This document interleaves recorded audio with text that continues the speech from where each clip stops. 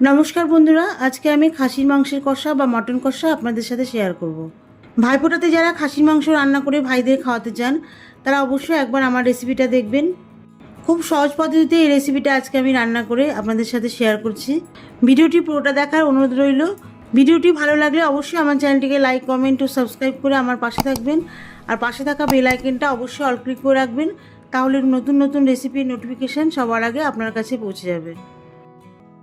প্রথমে যেটা করব, মাংসটাকে একটা কড়াইয়ের মধ্যে ম্যারিনেশন করে নেব। মাংসের মধ্যে কিছু গোটা মশলা দেব। 4টে গোটা এলাচ ফাটিয়ে দিয়ে দিচ্ছি।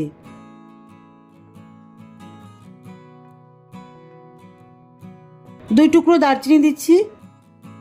5-6টার মতো লবঙ্গ দিচ্ছি। এবারে মাংসের মধ্যে হলুদ গুঁড়ো দিয়ে দেব। হলুদ গুঁড়ো দিয়ে দেওয়ার পরে 1 টেবিল চামচ মতন আদা রসুন বাটা দিয়ে দেব।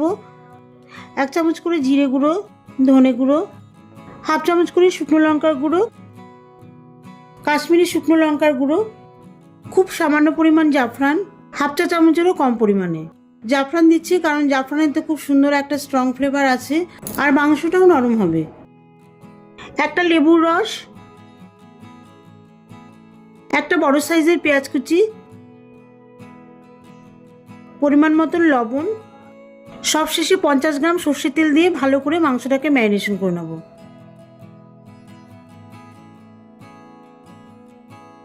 ঠিক এইভাবে মশলা দিয়ে মাখিয়ে মাংসটা ম্যারিনেশন করে রান্না করবেন। দেখবেন মাংসটা সেদ্ধ খুব ভালো হবে, খেতেও খুব স্বাদ হবে আর সময়ও খুব কম লাগবে।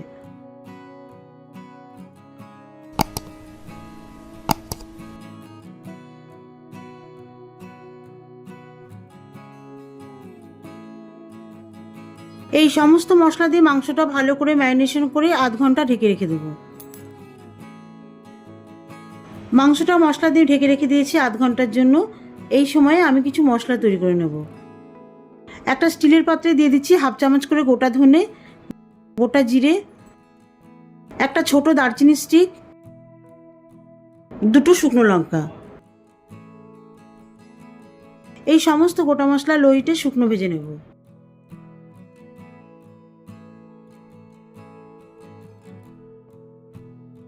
কিছুক্ষণের মধ্যেই মশলাগুলি দেখুন পুটপুট করে ফুটতে শুরু করেছে আর খুব সুন্দর একটা ভাজা মশলার গন্ধ বেরোচ্ছে।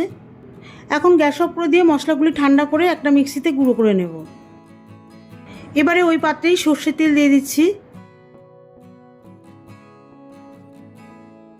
তেলটা গরম হয়ে গেলেই বেরেস্তার জন্য একটা বড় সাইজের পেঁয়াজ কুচি দিয়ে দিচ্ছি।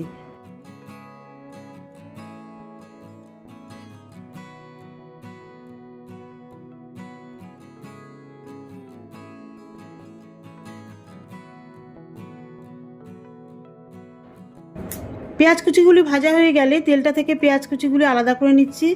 আর এই যে তেলটা পড়ে আছে এটা আমি রান্নায় ব্যবহার করব। আর ভাজা পেঁয়াজগুলি বেটে নেব। আধ ঘন্টা পর ম্যারিনেশন করা মাংস কড়াই সমেত ওভেনে বসিয়ে দিচ্ছি।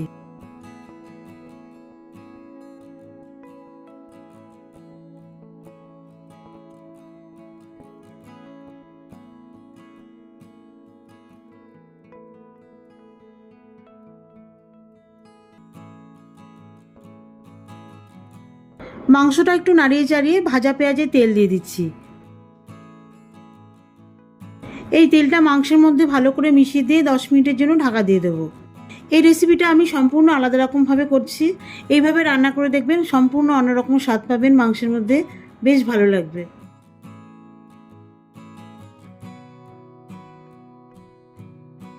মিডিয়াম হিটে মাংসটা 2 মিনিটের মতো নাড়াচাড়া করে ঢাকা দিয়ে দিচ্ছি 10 মিনিটের জন্য।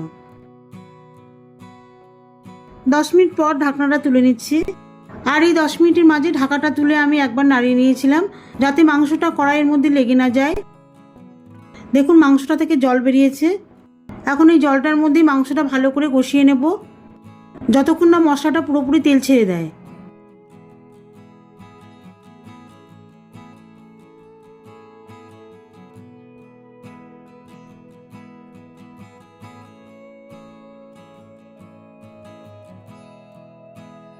মাংসটা ভালোভাবে কষিয়ে নেওয়ার পরে এর মধ্যে ভাজা মশলার গুঁড়ো দিয়ে দিচ্ছি।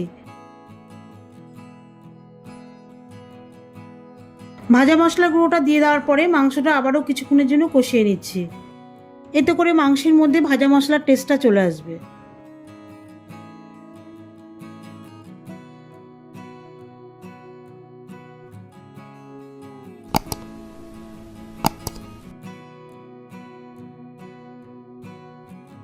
এবারে উষ্ণ গরম জল দিয়ে দিচ্ছি।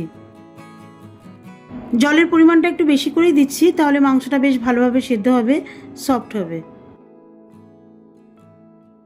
এবারে এর মধ্যে অল্প পরিমাণে লবণ দিয়ে দিচ্ছি, তাহলে ঝোলের মধ্যে লবণের স্বাদটা একটু চলে আসবে আর গ্রেভিটাও খেতে ভালো লাগবে। জলটা দেওয়ার পরে মাংসটা ঝোলের মধ্যে বেশ ভালো করে মিশিয়ে দিতে হবে।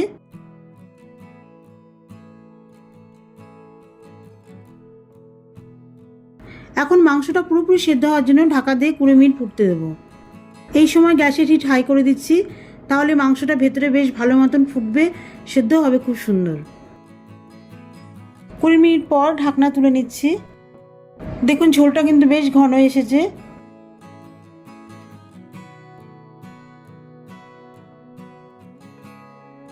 এখন ঝোলের মধ্যে ভাজা পেঁয়াজ বাটা মিশিয়ে দিচ্ছি। এতে করে ঝোলটাও বেশ ঘন হবে আর ঝোলের স্বাদটাও সম্পূর্ণ অন্যরকম হবে।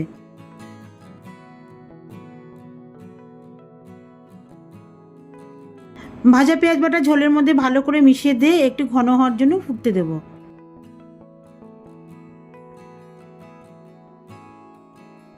ঝোলটা পুরোপুরি ঘন হয়ে এলে লো হিটে একটু নাড়িয়ে চাড়িয়ে গ্যাসটা অফ করে দেব। এতে করে ঝোলের কালারটাও খুব সুন্দর হবে, ঝোলটা খেতেও খুব টেস্ট হবে। খাসির মাংসের ক্ষেত্রে ভাজা পেঁয়াজ বাটা দিলে গ্রেভিটার স্বাদটাও অন্যরকম হয়।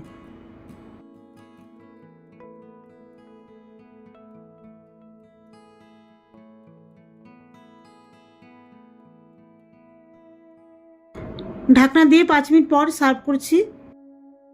গরম গরম ভাত, রুটি, ফ্রাইড রাইস, পোলাও সব কিছুর সাথে খান, অসাধারণ লাগবে। দেখা হবে পরবর্তী ভিডিওতে নতুন কোনো রেসিপি নিয়ে।